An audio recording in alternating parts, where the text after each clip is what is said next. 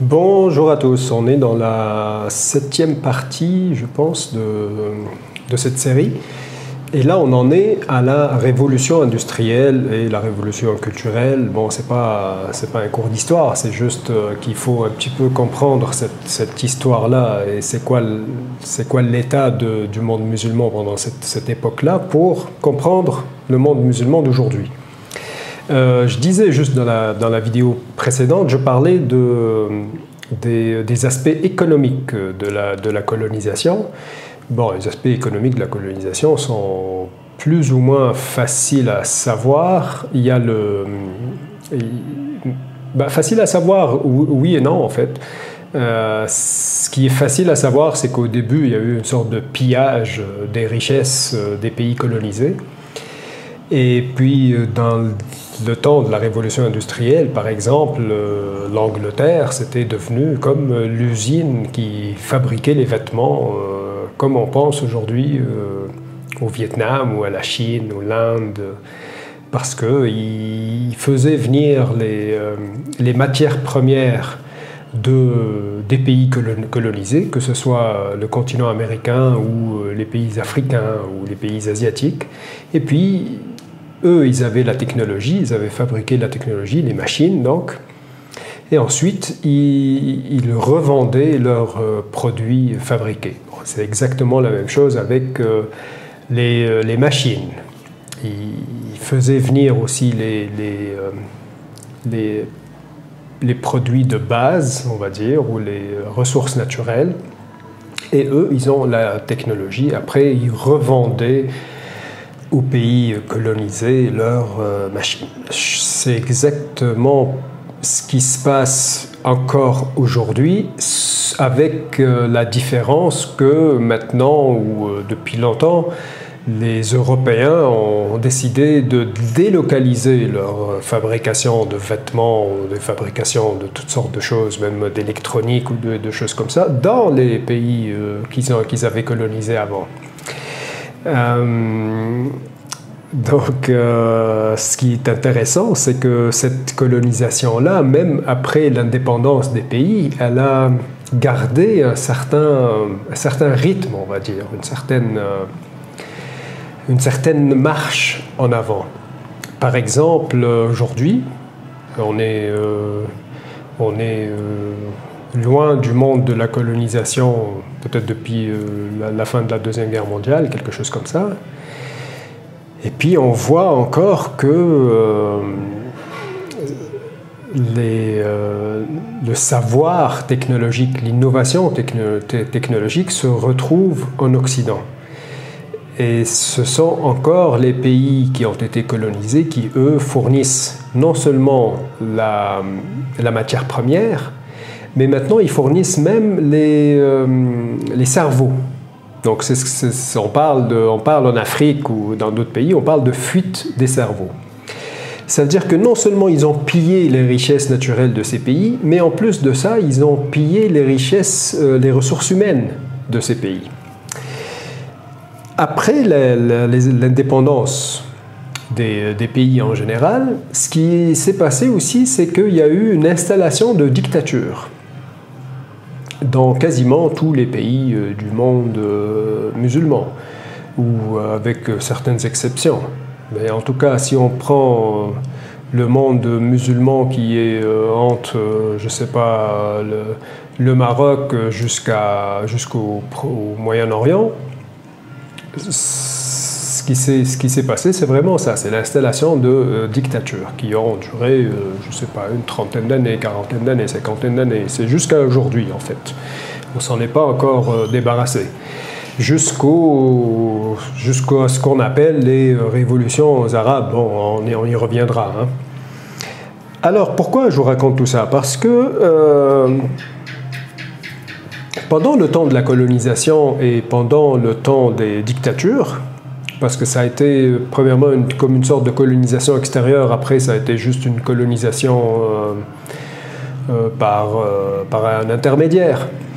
Ce qui s'est passé, c'est qu'en Europe, pendant ce temps-là, il y a eu toutes sortes de gros bouleversements culturels, intellectuels, sociaux, etc.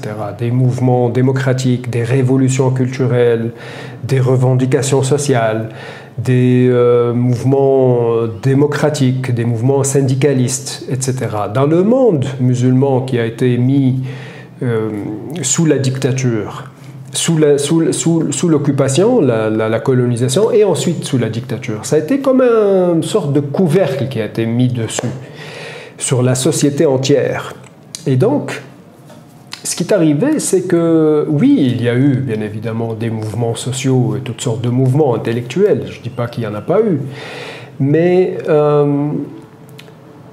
il n'y a pas eu la liberté nécessaire pour que les tendances intellectuelles se manifestent. Alors, ce qui est arrivé, c'est que il y a eu du retard. C'est comme si vous mettez deux coureurs pour faire un sprint, pour faire une course sur un 100 mètres. Il y en a un qui peut démarrer sa course en toute liberté et l'autre, vous lui mettez le bâton dans la roue et vous l'empêchez un petit peu pendant les premières secondes de partir dans sa vitesse de croisière normale. Alors c'est exactement ce qui est arrivé. Alors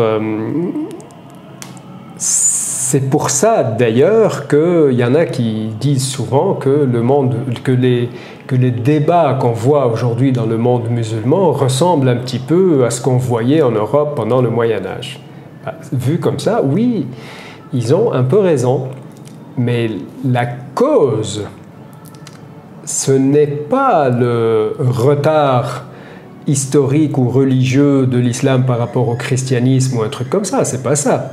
C'est juste un retard qui a eu lieu à cause du colonialisme et ensuite des dictatures.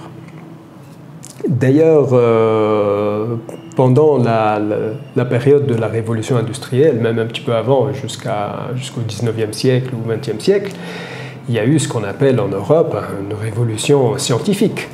Ça veut dire que si vous regardez les débats qu'il y avait au Moyen-Âge ou à la fin du Moyen-Âge en Europe, il y avait vraiment le débat à l'université. Qu'est-ce qui devrait dominer à l'université? Est-ce que c'est la théologie ou c'est la philosophie? Est-ce qu'on peut philosopher comme ça, en toute liberté, et c'est la philosophie qui est la garante des limites de la liberté et de la morale, ou est-ce que c'est la théologie qui est garante des limites de la liberté et de la morale? Donc, c'est qui est le patron de l'autre, en quelque sorte?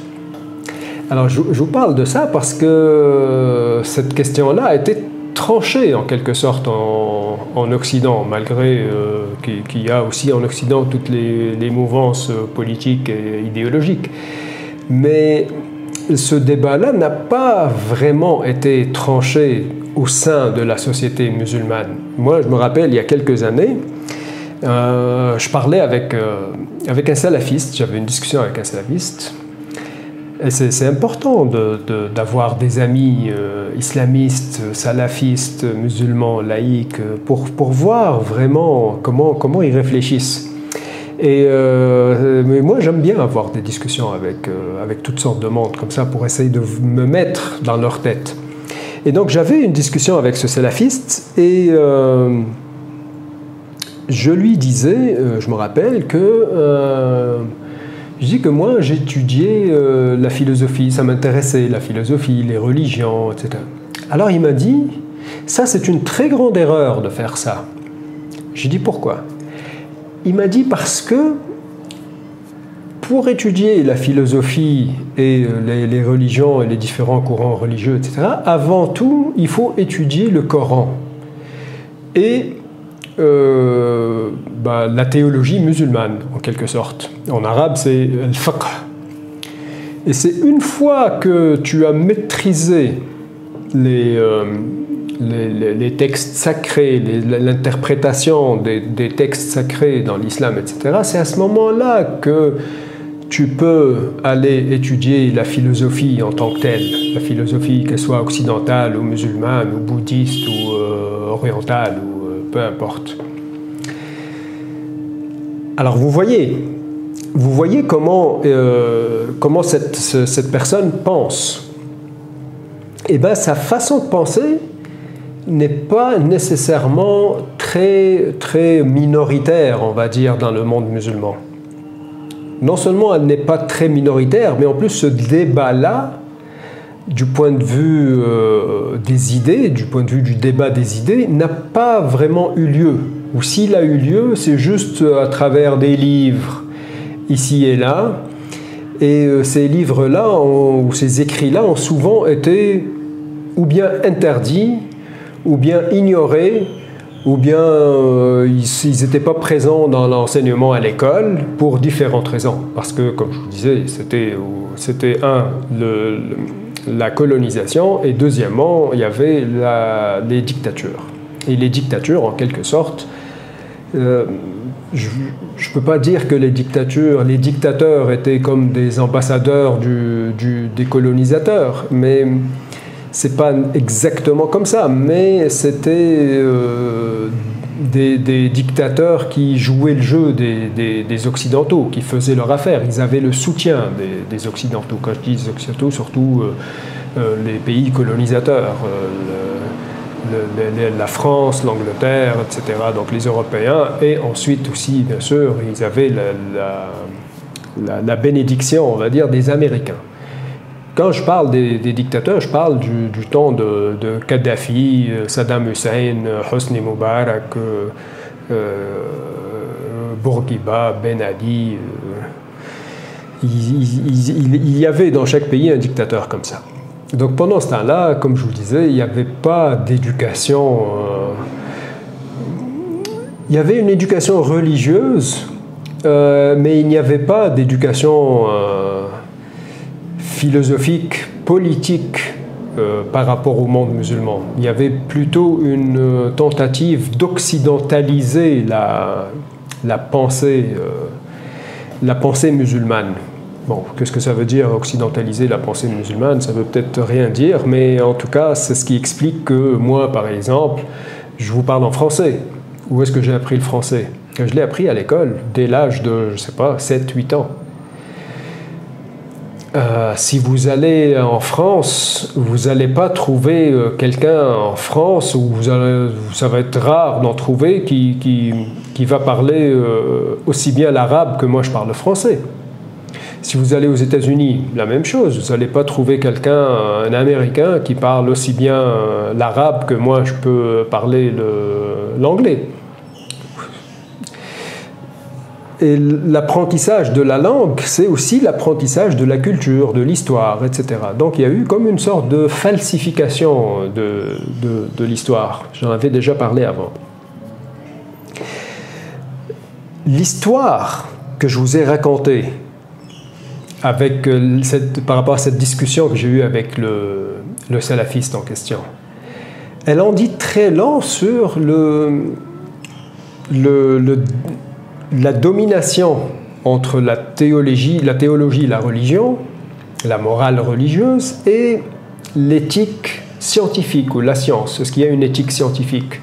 Ou ce que je veux dire par éthique scientifique, c'est peut-être un mot qui ne veut rien dire, mais ce que je voulais dire, c'est de prendre des décisions politiques par rapport, en se basant sur la raison humaine. Ça veut dire que là, la raison humaine, elle devient supérieure aux textes sacrés, ou à ce que veulent dire les textes sacrés. Ça veut dire que ce qui est arrivé en Occident, c'est que la philosophie a gagné le combat contre la théologie depuis assez longtemps. Dans le monde musulman, ce n'est pas toujours le cas. C'est encore une situation très tendue, complexe. Par exemple, vous allez aujourd'hui dans un pays comme la Tunisie, vous allez trouver le discours religieux très présent dans la politique.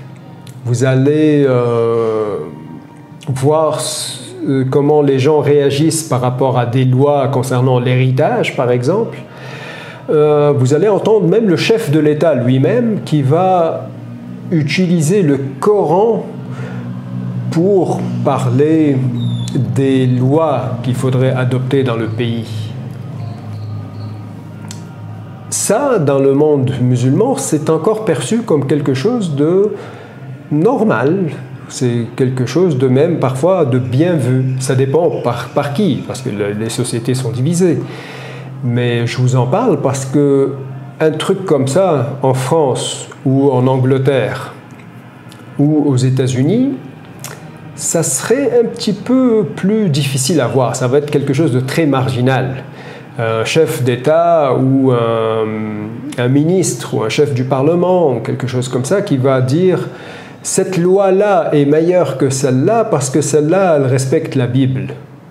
Et c'est le seul argument qu'il va donner.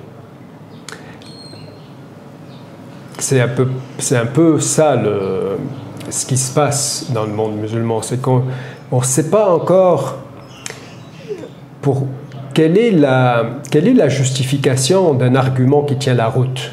Est-ce que pour qu'un argument politique tienne la route, qu'il soit acceptable, qu'il soit légitime, est-ce qu'il faut qu'il soit en harmonie avec le Coran ou est-ce qu'il faut qu'il soit en harmonie avec une argumentation logique, scientifique, raisonnable? Alors, on est encore dans ce monde-là, dans ce débat-là, et ça va probablement prendre encore des dizaines et des dizaines d'années de mouvements politiques, culturels, sociaux, pour qu'on arrive petit à petit à sortir de ces tensions, on va dire, idéologiques. Prochaine vidéo, je vous parle de le passage entre la vie traditionnelle et la vie moderne. Merci beaucoup et à la prochaine.